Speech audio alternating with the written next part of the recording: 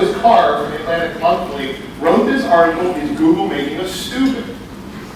And you know, I don't read the Atlantic Monthly that often, but when I do get a copy of it, I read through this, and it made a really good premise. And the premise was twofold. One of them was that since the invention of the Gutenberg press, we have had the printed word, and that the Gutenberg press became very difficult to mass produce further documents. It was very time consuming to move the typeset around, et cetera, et cetera. So we went from these tomes to smaller and smaller documents, easier to produce, typewriters, filled out memos, tons of paralegals that were hired to work on typewriters in some industries. Then we came out with word processors, and people were not consuming them, so they became shorter and shorter formats. Then we came into the digital age, where people were not, they moved these large tomes into these smaller and smaller formats. Then we end up with something like Twitter, which leaves us at 140 characters. And we tried to create communication that went from the Gutenberg press into basically 140 characters. So our ability to consume information and our attention to that information, there's a problem. When I'm sitting across from my son and I have to tweet him, you're laughing. There is a problem, and the problem is me, and the problem is him. But this is a natural problem for anybody who has children right now. The moment is with their device. But even worse is the premise was this: the internet is a machine designed to be efficient in automated collection, transmission, and manipulation of information. Isn't that describing our brains? So did we outsource our gray matter to Google? Hence, is Google making us stupid? Our attention spans in the last decade have fallen 50%. And for all of you that I don't have direct eye contact with, gotcha! That's an enormous, enormous issue. And we see it at work. Let me go to the home life for a second. Right? Because that attention span might be caused by other issues. But at work, how many times have you been in a meeting with your phone up in front of you, not paying in one moment of time into what's happening at the meeting itself? Right, Ed? No, it's not Ed. Hi, my name's Chris. So let's throw some interesting statistics. So we're just looking at U.S. workers right now, all in. 6% have responded to email while their spouse was in labor. Now this goes along with that helmet that Ed showed later. Might want to get protection around one. And in fairness, my kid's going to be 19, and the BlackBerry wasn't invented yet. Otherwise, they'd probably done the same thing. 6% have responded to email while attending to a funeral. Wow. Wow. Not only have I done that, I've checked in on Foursquare. Several of you know that for a fact because you came to my grandmother's funeral. I was mayor. 12% expect a response to their emails within 15 minutes. You have an expectation that your email is now instant messaging. And why? Because 32% respond within 15 minutes. So we're creating this cyclical issue that is just bound to explode. Now, responding to emails after 11 p.m. in many of your organizations, maybe that's a little unusual. The good news is we're still one of the best places to work for. The bad news is it's kind of normal. Or we could get emails at 2:45 this morning. 59 have responded to emails while on vacation. Yeah. Who here has responded to an email while they're on vacation? Roger. For those of you at home, that was more than half the room. 81% have responded to emails on weekends. Say it's not so. If Bob was here, I'd ask him if he responds to emails while camping. We're in the same voice country, so yes, we do. And 90% actually view all of this as a blessing. Is there culturally something a little out of whack right now when you look at it a little differently? And we all know this, right? We all know that texting and driving is not a good thing. But think about 5 seconds is the average time it takes to make a text. And traveling at 55, which everybody here does, covers the length of a football field. Talk about not being in the moment. Talk about all that you missed on that football field, and it can take a life.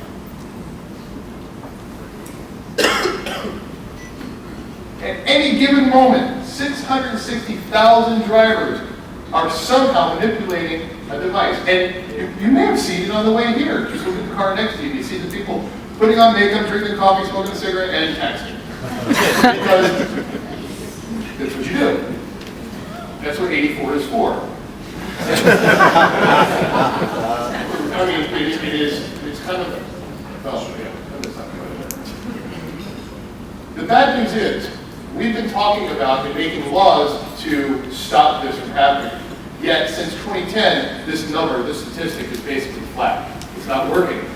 People aren't getting where they need to be or what they need to be, dare I say, mindful of. But I can multitask. And I've always wanted to quote myself, and dadgummit, I did it. I can multitask. I can do several things at the same time. I can listen to Ed because Ed is an extremely bright guy. He always has something really interesting to say. And just my head is down and I happen to be typing 100 words a minute with my thumbs. I'm multitasking. And I can't tell you how many times I've looked at Ed in the eye and said, but I can multitask. And thoroughly believed in myself. Other people here can multitask, right? Absolutely. So here's the myth of multitasking. Basically, what has been scientifically proven is that your brain switches back and forth rapidly between motions, right? And it can do some really cool things with muscle memory and that back and forth switching. Any drummers in the room? If you play the drums, you understand how between muscle memory and paying attention to where your hands need to go, you can get faster and faster and faster and faster, but it's your muscles that are taking over. Right? In fact, when you multitask, other issues happen. And when we look at what happens with kids, kids have always been faced with issues. When I was a pubescent young man, I had issues. Some have gone away. But I was into girls, cars, football, girls, cars, football. I had my priorities. That order. But now you throw in for those same pubescent kids, boys and girls, and you throw these devices into this. We're at a catastrophic point because it's impairing social awareness, it's impairing their ability to be a part of society, it's impairing their ability to communicate. They're communicating differently, and we looked at that and said, oh, how charming. But they're communicating in a way that's not as good. So, what if I told you that some of your employees were doing something on the job that was decreasing their productivity? I know where you're going with this, right? Well, the answer is that. Pot. Marijuana will decrease productivity of your employees. Nobody was expecting that, right? Matter of fact, it'll decrease their IQ by 10%. How do we know that? I read about it. I'm sorry, 5%. So 5%. Smoke a joint, you're 5% more stupid. Now, what if I told you that all of your employees are doing something even worse? Because I'm sure you don't allow pot smoking. Even the best places to work in Connecticut don't allow marijuana consumption in the office. Not yet. Come on, Colorado. So, what would you say if there's something even worse?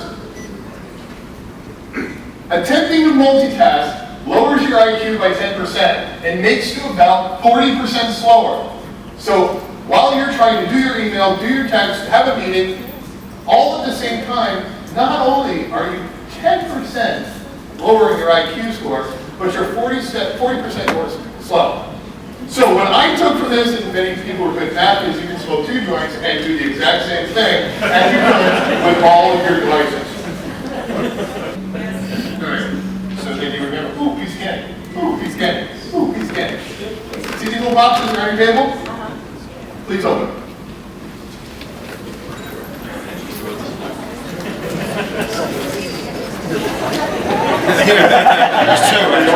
Two, yeah, right.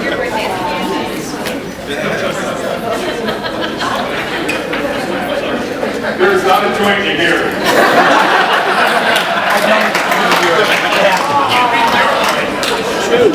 We got I don't have enough candy for that.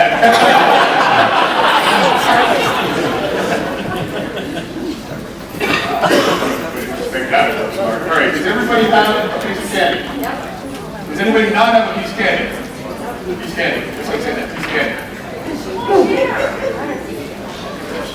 We don't have good sharers in the room, okay. It's not hot, it's candy, you can share. All right, I'm going to ask you to just do me a favor and just hold on to this thing for a second. And I'm going to ask you to hold it in your hand. No. I'm going to ask that everybody turns their phones down. Closes their iPads. Susan, I will call you out now. All right? This asks for everybody's attention in just a minute. Take that candy, put it in your hand. I want you to look at it. Put your fingers around it. Get a feel for it. Feel the ridges. Feel the creases. Okay? And these 2 hands, I want you to pull on the little white tab if you have Hershey's Kiss, start pulling together, pull apart the other ones. Just listen to the sound of the foil. Listen to it.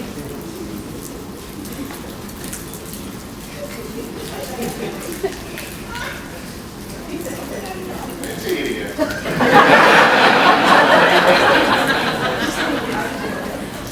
All right, put it in your mouth and do not chew.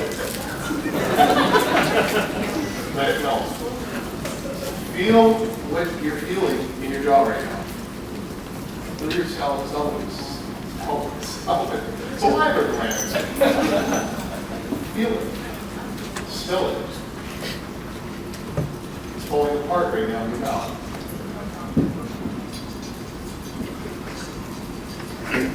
Go ahead and chew it.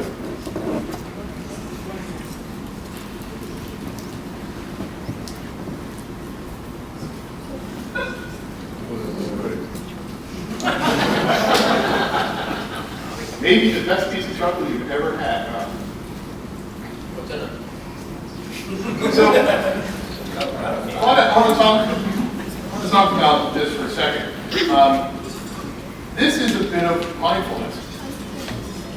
This is about focusing on something that's not your device. For those of you who are jagging right now, pick your phones back up. So it's all okay to come back to the moment.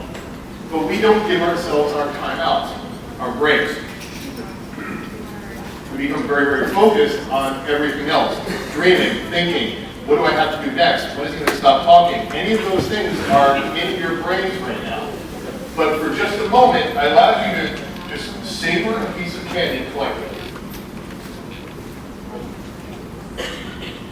I don't know about you, but I have a hard time eating one piece of candy. But appreciating one piece of candy fully is much more rewarding than the whole bag that I want to eat. And so we get to this intersection of where mindfulness impacts leadership. To be fully understanding in the moment and understanding how to lead others. How to listen to others. Not be in your phone when somebody else is talking to you. Not have your back turned to an email. Guilty as charged. The respect that comes along with that and is required for leadership. Having a phone up while somebody else is talking is not a respectful move. Typing on your keyboard, don't you love going to meetings where everybody's got their computer open because you take notes that way now? Every one of my meetings is like that. Well, my favorite line that I give to Ed is, I'm going to take notes right now. And then, of course, focus. Focusing on what you have and tuning out everything else is very healthy. It's very difficult to do, but it is very healthy. Your IQ will go up. You will produce higher quality work. Your company will produce higher quality work. Because the one thing I hear from many of our clients is the whole concept that critical thinking has disappeared. I wonder why that is. Do we give ourselves an opportunity to critically think? So what do these companies have in common? Anybody? Does anybody not know all these firms? Maybe I'll start there. They're all new, they're all highly successful, they're all based in California. They don't have a market cap higher than God. They all practice mindfulness. They all practice mindfulness. Spot on. It's this guy. This guy has brought an incredible approach to these firms. And whereas the employees themselves are given an opportunity, and leadership are given an opportunity to learn from this gentleman who wrote quite a few books. I'll give you an example of what happens at Google. Before any company meeting, before any departmental meeting, before even a meeting that has 3 people in it, they get in a room, they shut the door, and they sit for 5 minutes. To gather their thoughts, to think about what they're going to talk about, and they do it in a respectful way that allows them to focus and to make a much better product. To capture back that 10% loss. 5%. This is something that we do in our office. My phone's in there somewhere, it's kind of in the middle of that pile. Especially useful with dinner dates, lunch appointments, whatever it is. Put your phone out, put it on top, and whoever answers the text or ring first is buying. It works. It works. And I got to tell you how much we laugh when the phones start ringing on the desk. Because it's... Alright, if it rings again, I'm going to... Helpful tips. So, I thought this was an amazing chart because the perceptions of technology are really all over the place. If you look at the Americas, which is on the left-hand side, versus Europe, there is a completely different view of how we use technology. And there's a completely different love affair with technology than here in America. APAC is pretty close. The Asia Pacific group is fairly close to us, but we have this, no, it's actually helping me approach to technology here in America, and it's not shared with the rest of the world. So I'd like to kind of start wrapping this down here. To start grounding this, one is we need to understand the boundaries. When my people go on vacation, I tell them, I'm not going to call you unless there's blood on the floor, literally. They need their vacation. If I'm texting them after hours, It's something really, really important. I respect the boundaries of all the people that work with and for me. Understanding generational differences, because we just can't shut off the millennials. We just can't say we're not going to do it this way, because that's effective modes of communications with them. We need to understand what we can and can't do, but also to mentor and to guide of what is acceptable business principles.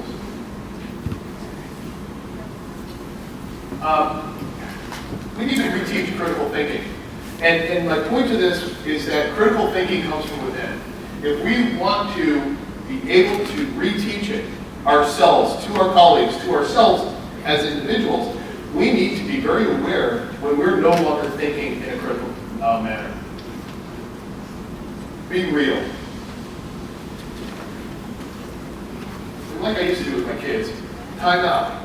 Time out kind of cooled everything down. But I have my ways of timing out now. It may just be 20 minutes for myself, but it is the most valuable 20 minutes I can give to myself to allow myself to focus and be centered. What is your time out? It could be a car ride home, without the phone. It could be time with the kids playing ball in the backyard. But you need your time out. You need to get yourself away from the technology time to time. So, lastly, we need to start to get our arms around the policies and procedures that go around this. There are implications to this.